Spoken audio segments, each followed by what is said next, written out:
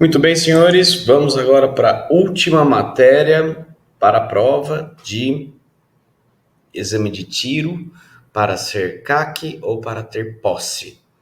E agora a gente vai falar sobre a legislação brasileira sobre armas de fogo. Pensa numa lei que é alterada o tempo todo. Vocês sabem disso, a gente tem aí essa dificuldade, mas vamos dar sequência aqui. Nada é para sempre, mas aqui essa lei a gente sabe que ela tem alterações o tempo todo. Então a gente vai começar pelo Estatuto do Desarmamento, Lei 10.826 de 2003. Não precisa ficar decorando o número do artigo, o número da lei. O importante é o conteúdo, tá? Tá bom, exercício de posse. O certificado de registro de arma de fogo com validade em todo o território nacional autoriza o seu proprietário a manter arma de fogo exclusivamente no interior de sua residência ou domicílio ou dependência desses, ou ainda no seu local de trabalho, desde que seja ele o titular ou responsável legal pelo estabelecimento ou empresa.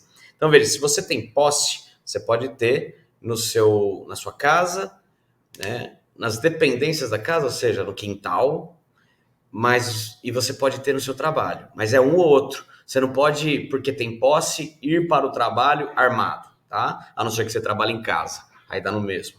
Então, há daí a necessidade de você pedir autorização para ter no seu trabalho. Você pode ter uma no seu trabalho e uma na sua casa. Entendo que sim. O que você não pode é transportar ela, porque aí você seria a questão do porte. Estado de embriaguez ou sob efeitos de substâncias químicas. A autorização para o porte de arma de fogo de uso permitido em todo o território nacional é de competência da Polícia Federal e somente será concedida após a autorização do SINARME. Então, posse e porte é pedido na PF. A autorização de porte de arma de fogo prevista nesse artigo, perderá automaticamente sua eficácia caso o portador delas seja detido ou abordado em estado de embriaguez ou sob efeito de substâncias químicas ou alucinógenas. Veja, você tem que ser detido com a arma, certo? Então, autorização de porte, ou seja, quando você tem um porte e tá com ela, e aí você pode transportar para onde você quiser, que é outro exame. Aí você, se estiver bêbado e com a arma, aí sim você perde o porte. Mas veja, com a arma, tá? É o caso aqui, a gente pode pensar no Veloso. Lembra? Policial militar que tem porte funcional e atirou no Leandro Lô, de cara ele perderia o porte, tá? Idade mínima para adquirir uma arma de fogo. Para comprar, não é a idade mínima para ser CAC, mas é a idade que aí é 18 anos. Agora, para compra, e pode até ser menos de 18, com autorização judicial, etc. Mas para comprar a arma, você tem que ter 25. É vedado ao menor de 25 anos adquirir arma de fogo, ressalvados os integrantes das entidades constantes nos incisos tal. Ou seja, das Forças Armadas, né? Então, Forças Armadas, Forças Auxiliares, polícias, Polícia Civil, Guarda Municipal, se for menor de 25 anos, pode ter arma, claro. Pode comprar a arma dele, porque ele é uma exceção. Agora, para o público em geral, para o cidadão comum, para o civil, ele tem que ter 25 anos. Dos crimes, posse irregular de arma de fogo. Aqui é a parte que entra no meu trabalho, né? Eu trabalho muito com isso. Possuir ou manter sob sua guarda arma de fogo, acessório, munição de uso permitido. Então, quando é o permitido, é o 12, que é 1000 vezes melhor do que o restrito. Então, vamos lá. De uso permitido, acessório ou munição de uso permitido, em desacordo com determinação legal ou regulamentar, no interior de sua residência ou dependência desta, ou ainda no seu local de trabalho, desde que seja titular ou responsável legal do estabelecimento ou empresa. Ou seja, você está com a arma, mas você não tem autorização, você não pode ter essa arma. Está na sua casa, tá? Você não está portando ela, você só tem ela lá com você, certo? Posse, está na sua casa ou na sua empresa e a empresa é sua. Aí você vai responder por esse artigo aqui do 12, tá? Que a pena é bem menor. E outra, uma arma de uso permitido, tá? Então isso aconteceu com muita gente que tinha autorização, né? Mas aí, e tinha uma G2C 9mm. Em um belo momento, aquela arma se tornou de uso restrito. E aí o cara tem que se livrar daquilo. Tem que vender para quem tem direito a portar uma arma de uso restrito. Possuir uma arma de uso restrito. E quem tinha ela virou uma batata quente, tá? Então, é o caso aqui de quem está com uma arma que antes de regulamentações novas aqui, era uma arma ok para posse, porte, e agora ela deixou de ser permitida.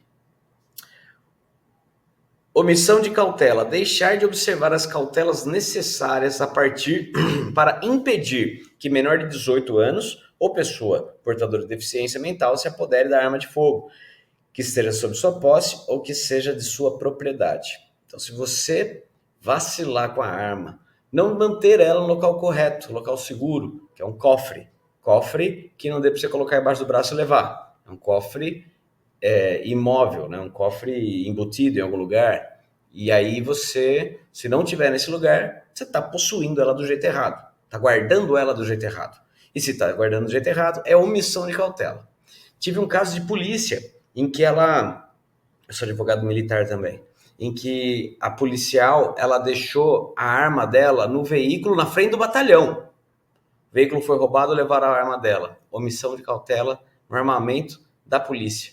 Ela respondeu criminalmente, porque isso é crime militar, pela perda, pelo extravio da arma, por omissão de cautela dela.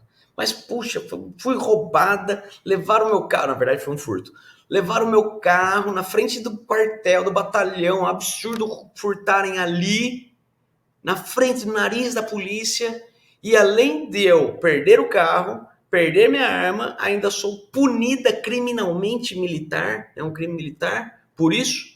Sim, não tem choro nem vela. Respondeu, foi para a Justiça Militar do Estado, JME, onde foi julgada pelos seus pares, né, pelos 4 juízes oficiais, o juiz togado, isso aconteceu aqui na Justiça Militar do Estado de São Paulo, e foi condenada, sem choro nem vela, conforme eu disse. Bom, vamos à sequência aqui. Me diz aqui se vocês gostam dessas curiosidades, põe os comentários aqui para depois saber e eventualmente eu faço mais vídeos sobre isso, ok? Estamos no penúltimo slide, deixa eu ver. Penúltimo, mas não quer dizer que seja pequeno.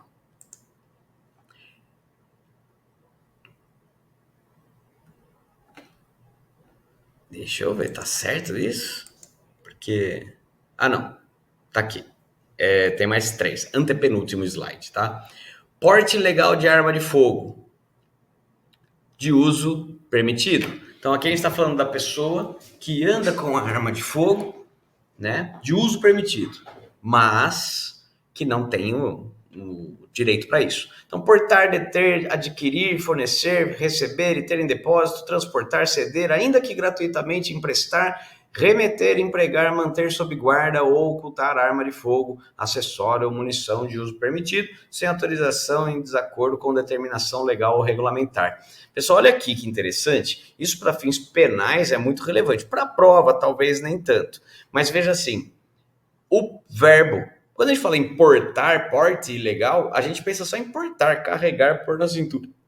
Mas não, igual o artigo 33 da Lei de Drogas, que tem vários verbos, aqui também tem muitos. E é importante a gente perceber, ó, é considerado porte você adquirir, fornecer, receber, ter em depósito, transportar. Pô, ter em depósito, para mim, está mais próximo da posse do que do porte, não é mesmo?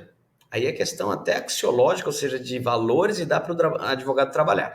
Mas, voltando, né, para não ficar divagando.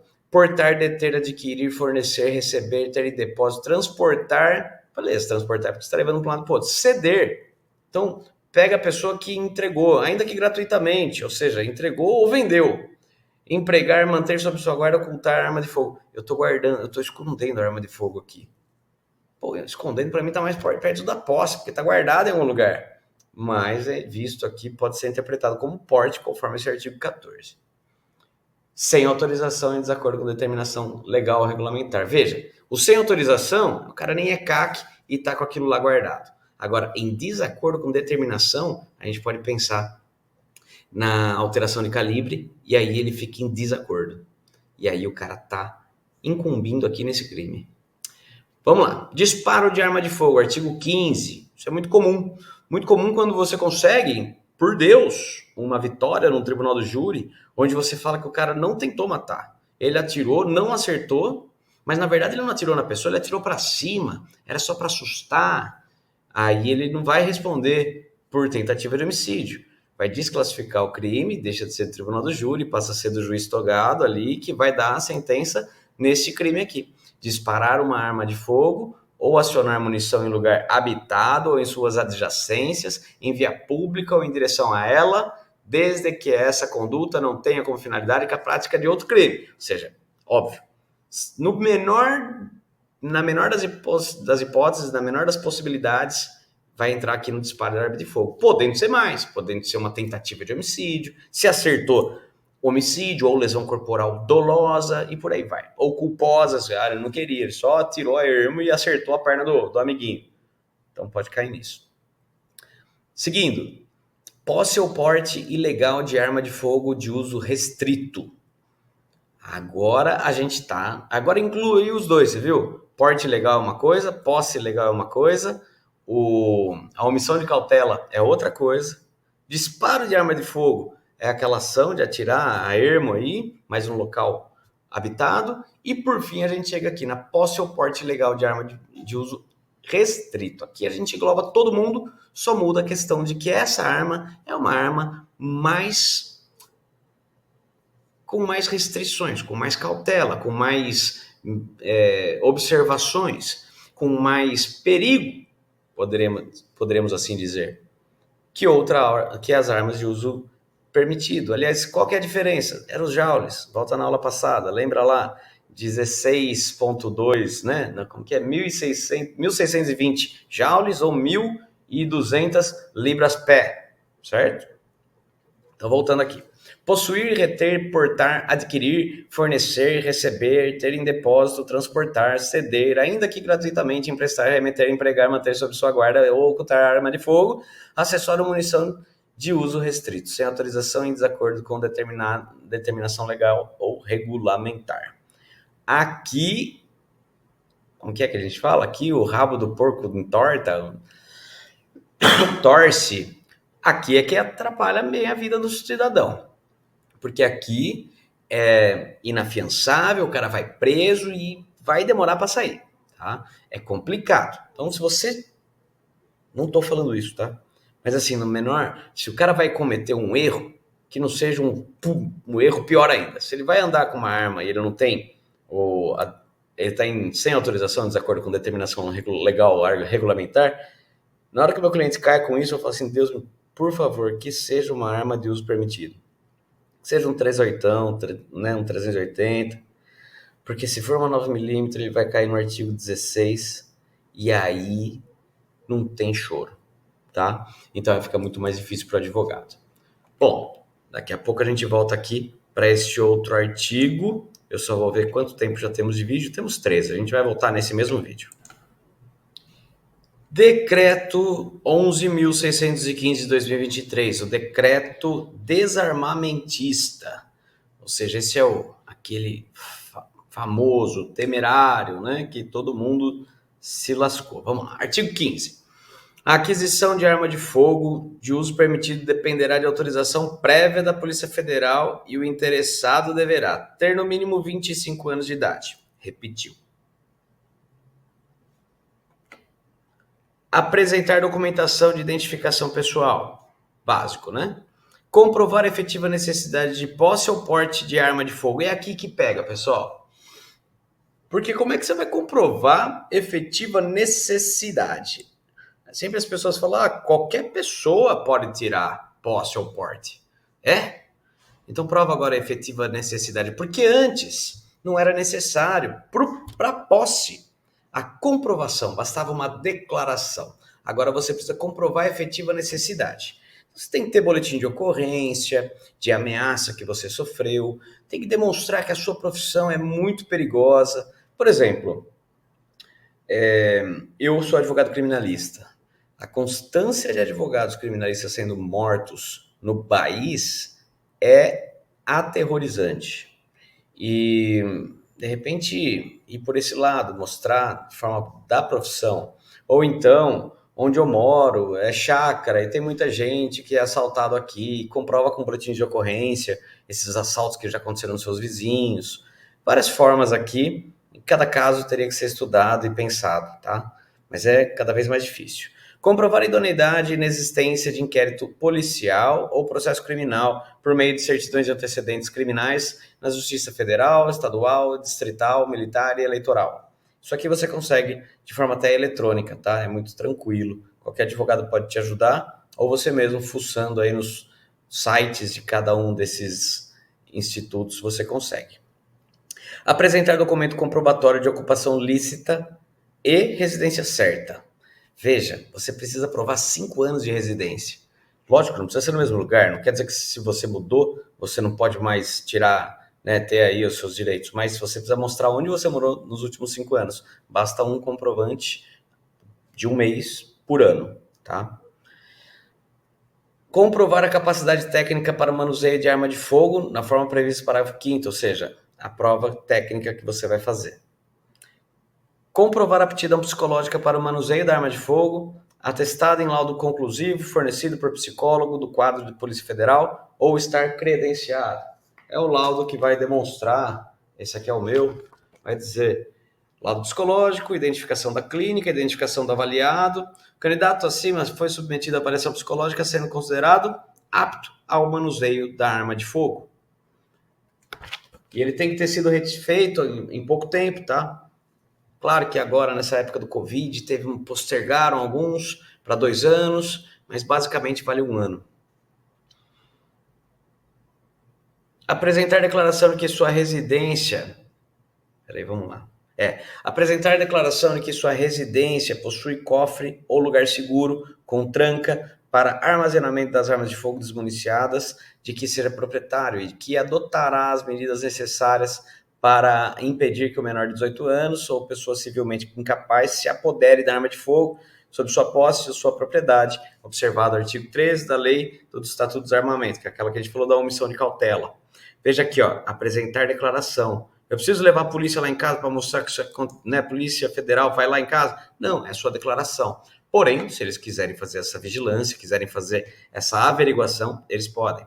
Disposto no capítulo e parágrafo 3º aplica-se aos caçadores excepcionais, atiradores esportivos e colecionadores. Então, o parágrafo 3º está aqui embaixo. O caput e o parágrafo 3º. Daqui a pouco a gente lê o 3º. O interessado poderá adquirir até 2 armas de fogo para a defesa pessoal. Lembra que eu falei que você pode ter uma no trabalho e uma em casa? Tendo uma só no trabalho e uma em casa, mas precisa ter autorização expressa e precisa ter acondicionamento também adequado nos 2 lugares. Desde que comprove a efetiva necessidade de que trata o inciso 3º do caput para cada aquisição e até 50 munições por arma por ano. Renan, é pouco 50 munições por arma por ano. Pô, a gente gasta isso num stand de tiro em qualquer treino. Mas, veja, é para defesa pessoal. Não é para treino. Você vai ter ali aqueles projéteis novos, né? E você vai deixar eles guardados, são os projéteis, desculpa, munição nova, e vai estar ali para defesa pessoal. Então, a ideia é você ter elas e nunca disparar qualquer tiro, porque, se Deus quiser, você não precisou usar arma. Então, 50 por ano é um bom número, sim. Não é para treino, de novo, né? Parágrafo 3º, né, aqui que a gente está falando dos caçadores. A comprovação da efetiva necessidade de que trata o inciso 3 do caput não é presumida e deverá demonstrar os fatos e as circunstâncias concretas justificadoras do pedido, como as atividades exercidas e os critérios pessoais, especialmente os que demonstrem indícios de riscos potenciais à vida, à incolumidade ou à integridade física própria ou de terceiros. Então, você tem essa arma para proteger você e a sua família. Para a comprovação da idoneidade que trata o inciso 4, comprovar a idoneidade nesse inquérito, né? Do caput serão apresentadas certidões negativas específicas referentes aos locais de domicílio dos últimos 5 anos do interessado, em que constem os seguintes registros. Inciso 1º, ações penais com sentença condenatória transitada em julgado.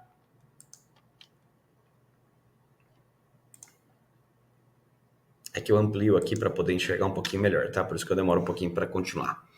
Execuções penais, procedimentos investigatórios e processos criminais em trâmite. Procedimento investigatório é muito difícil de você ter acesso.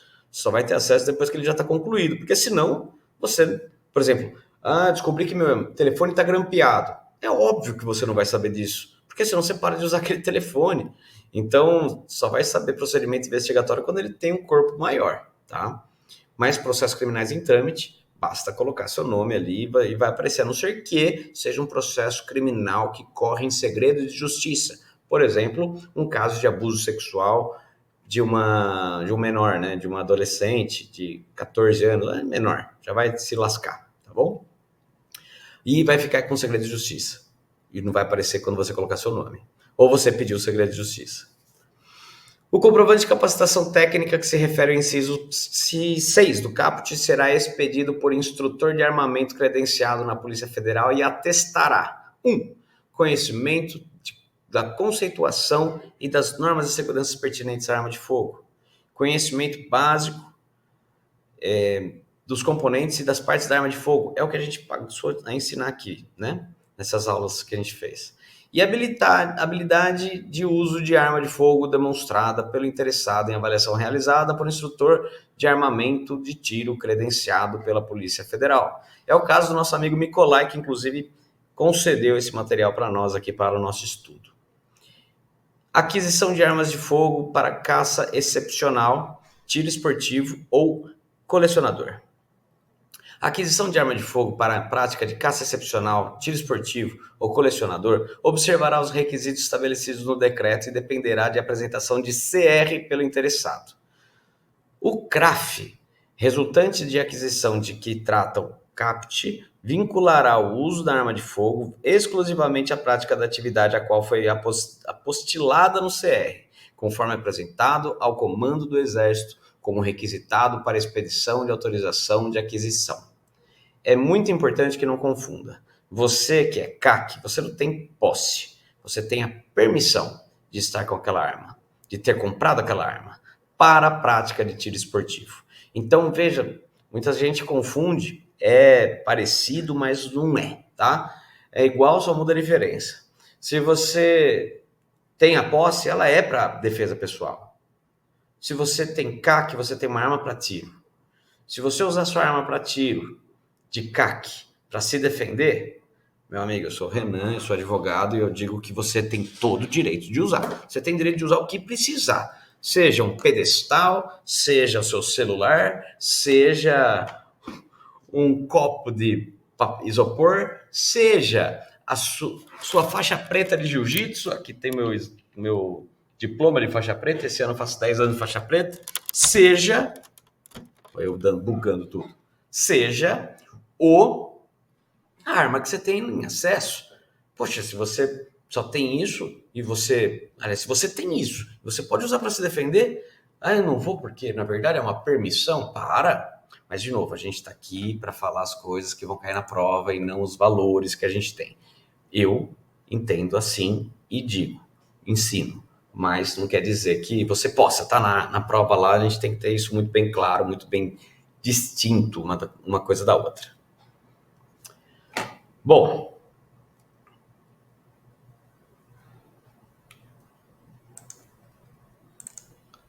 voltando, me perdi aqui, tive que pausar para me reencontrar. Artigo 23. Validade do certificado de registro da arma de fogo, o CRAF. O CRAF tem validade no território nacional e autoriza o seu proprietário a manter a arma de fogo exclusivamente no interior de sua residência ou dependências desta, ou ainda em seu local de trabalho, desde que ele seja o titular ou responsável legal pelo estabelecimento ou pela empresa. Então, você pode até guardar no trabalho ou na sua casa, tá?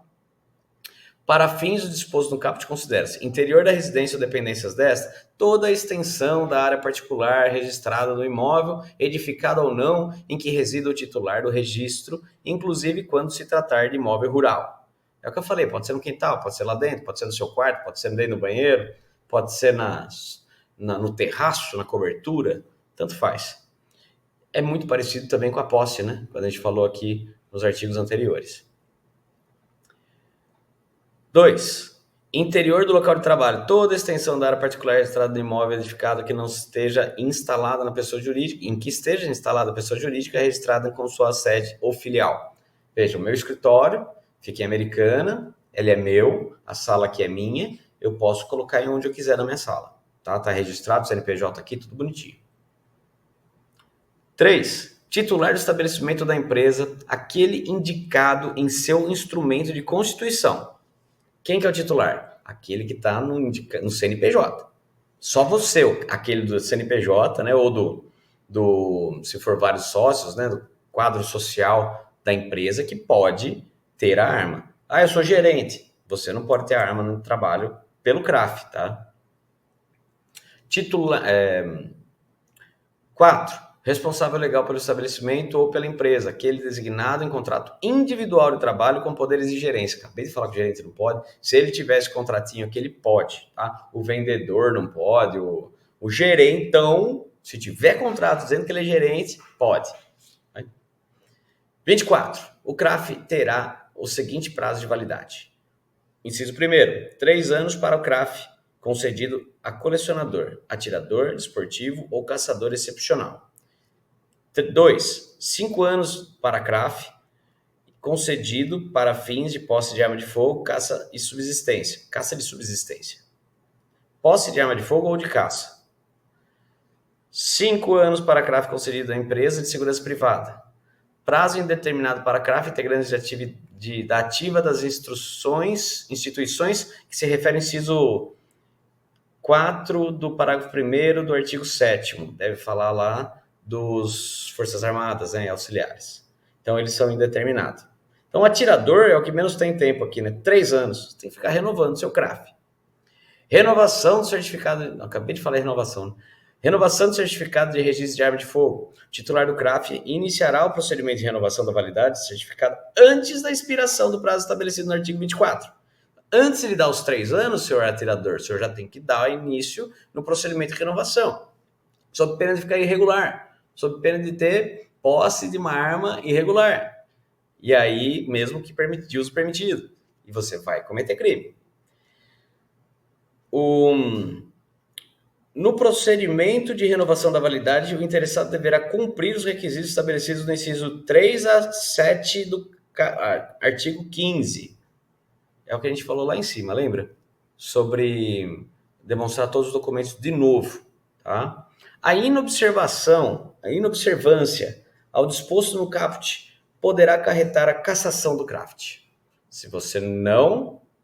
Desculpa. A inobservância do disposto no caput. Ou seja, se você não der entrada antes de expirar seu prazo, pode ser que você tenha o seu CRAF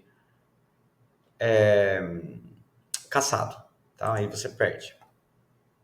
Cassação do certificado de registro de arma de fogo. CRAF, não CRAFT. O procedimento da cassação do CRAF será instaurado de ofício ou mediante denúncia, quando houver indícios da perda superveniente de quaisquer dos requisitos previstos no inciso 3 a 8 do caput do artigo 15. Ou seja, cometeu um delito, você pode já perder ele. Tá? Aconteceu alguma coisa que você deixou de ter aquelas qualidades que você tinha que ter para tirar. Então, você deixa de ter o direito. Instaurado o procedimento de cassação, a autoridade competente poderá suspender administrativa e cautelarmente o CRPF ou CRPJ e os CRAF a ele associados e a autorização para porte de arma de fogo de uso permitido, como imediata apreensão administrativa da arma de fogo, dos acessórios e das munições. Aqui em Americana, estou gravando esse vídeo hoje, é dia 21 de março de 2024. Um CAC foi preso, ele estrangulou a amante dele, isso quem está dizendo é a mídia, tá? Não estou no processo, então não sei dizer. Mas ele teria matado a sua amante, ele é casado com uma pastora evangélica, teria matado ela estrangulando ela, e até falei depois com um amigo nosso que é amigo comum, que eu falei assim, cara, por que ele matou estrangulado? Ele tem tanta arma, a estrangulação, a asfixia, ela é uma qualificadora. Ele matou por feminicídio, por ciúme, por sei lá o quê, e mais a asfixia. Então é 12 a 30 anos fácil. Mais, né? Porque vão ser mais que uma qualificadora. Mas ele vai tentar aí o privilégio pela história que foi contada já pelo advogado dele. E o que eu quero dizer é, mas ele era CAC. Meu amigo, ele perdeu o certificado de registro dele, o direito de ser CAC, na hora. Isso virou fumaça, pode ter certeza. Parágrafo 2º. São elementos que demonstram a perda do requisito de idoneidade, entre outros, a existência de mandado de prisão cautelar ou definitiva, indiciamento em inquérito policial pela prática de crime e o recebimento da denúncia ou queixa pelo juiz. Gente, olha isso aqui. Às vezes, você tem aí seu CAC tudo bonitinho, só o indiciamento. O que é indiciamento? É quando o cara vai lá e toca piano, vai lá e põe as digitais. Ou seja, não é só um BO que vai fazer você perder o seu CRAF. Mas, a partir do momento que você não conseguiu se explicar, que ficou bem estranho, e você foi indiciado, já perde o CAC, perde o CRAF, tá? Deixa de ser CAC. O disposto no parágrafo 2º aplica-se a todas as armas de fogo de propriedade do indiciado ou acusado. Óbvio, não é, vou pegar só uma, deixa as outras 20 com você. Perde todas. Na hipótese prevista no parágrafo 2º, a apreensão da arma de fogo é de responsabilidade da polícia judiciária, ou seja, polícia civil, competente para a investigação do crime, motivador da cassação. Nos casos de ação penal ou de inquérito policial que envolva violência doméstica e familiar contra a mulher, a arma será apreendida imediatamente pela autoridade competente, nos termos dispostos no artigo 4.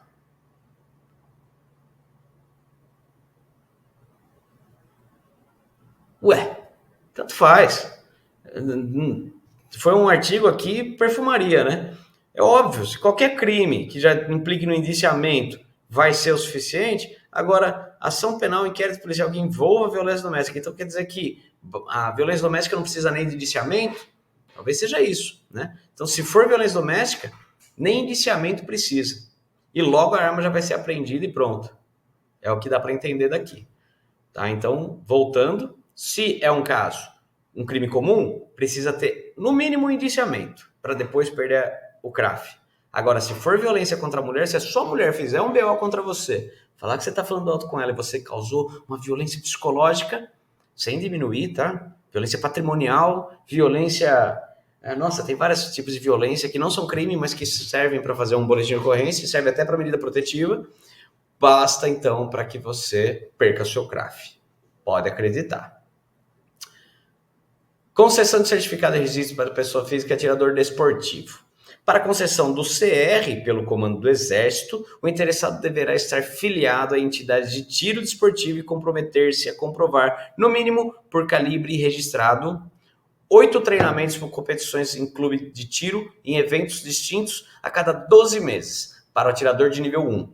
Então, veja, 8 competições ou 8 treinos por ano. Pô, se você quer ser atirador e você não faz esse mínimo de treino, você não quer ser atirador, só quer ter arma, né? Então, tá aqui um princípio bem básico, né? E depois de um ano, então, quanto tempo demora para mudar de nível, Renan? No mínimo um ano, tá? No ano seguinte, você vai poder tentar ser o nível 2. São 12 treinamentos em clube de tiro e 4 competições, das quais 2 de âmbito estadual, distrital, regional ou nacional, a cada 12 meses para atirador nível 2. Renan, precisa ter resultado? Eu preciso ganhar o campeonato para continuar? Não, basta competir. E as competições são muito tranquilas. Você marca um dia, vai lá, faz um registro antes no site, tem umas 3 entidades que você pode fazer, faz o registro, vai lá, fala, estou competindo esse aqui. Desce o instrutor junto com você, ele vai credenciar, vai fazer o trâmite correto e vai registrar, e você vai ter sua pontuação. Tem gente que gosta de fazer até mais que uma vez a mesma prova, só para ficar com uma pontuação melhor. E por que não? É legal o tiro, porque você não compete contra a pessoa, você compete consigo mesmo, não é verdade? Então, é bonito de ver nesse sentido. 20, inciso 3º, estamos chegando bem no fim aqui já, eu sei que já extrapolei um pouco tempo. Inciso 3, 20 treinamentos em clube de tiro e 6 competições, das quais 2 em âmbito nacional ou internacional, no período de 12 meses para o atirador de nível 3. Então, 20 treinamentos, se você gosta de treinar, se você gosta de competir, pegou isso no seu sangue, cara, você vai querer treinar cada vez mais. Então, tira de letra, né? Em clube de tiro e 6 competições, das quais 2 em âmbito nacional ou internacional, no período de 12 meses, para o atirador de nível 3. Além dos requisitos previstos no caput, a progressão de nível dependerá da permanência do atirador desportivo pelo prazo de 12 meses em cada nível. O que eu falei, lembra? de ano em ano que muda. E qual é a vantagem de você ser nível 1, nível 2, nível 3? Você tem acesso a mais armas, você vai poder ter mais armas e vai poder ter mais projéteis, munições de cada uma delas, tá? Isso de acordo com, obviamente, né? Se você está treinando, então você consegue autorização para comprar muito mais. Você está treinando, você usa. Então é por isso que muita gente gosta de alcançar outros níveis, ok? Comece pelo nível 1, obviamente você nem tem outra opção. E veja se você gosta. Pessoal, eu vou só dar uma arredondada antes de encerrar por completo. Eu acredito que a aula ficou bem dividida, né? São 3 aulas que a gente gravou, 3 aulas com temas diferentes. O primeiro é o básico lá sobre regras de conduta, no stand, a questão de comportamento, questão no stand e cuidados que tem que ter com a arma. A segunda aula foi mais em relação à qualificação das armas, né, especificações, formas de classificar. E a terceira aula, parte de legislação. Eu espero que não tenha ficado nenhuma dúvida. Se ficar, por favor, comente e eu vou tentar responder. E se eu não conseguir, eu vou atrás para descobrir e responder. Se precisar falar comigo, eu tenho fácil aqui também meus acessos, mas renanfará.com.br. Renan com N de navio no final, Fará com H no final, ok? Fica com a gente então para os próximos vídeos. Curte o canal, se inscreve. Eu não cobrei nada para você assistir esses vídeos, então o que você pode fazer para ajudar a gente é comentar, compartilhar, curtir e também acionar as notificações para sempre saber dos próximos vídeos. Nosso podcast vai ao ar toda quinta-feira às 21 horas. Se você quiser assistir, chama Direito Ilustrado, onde a gente desenha o direito para você e vai ser uma honra tê-lo aqui conosco. Um forte abraço, boa prova. Se precisar, se estude de novo, porque foi curtinho e dá para fazer isso. Até mais.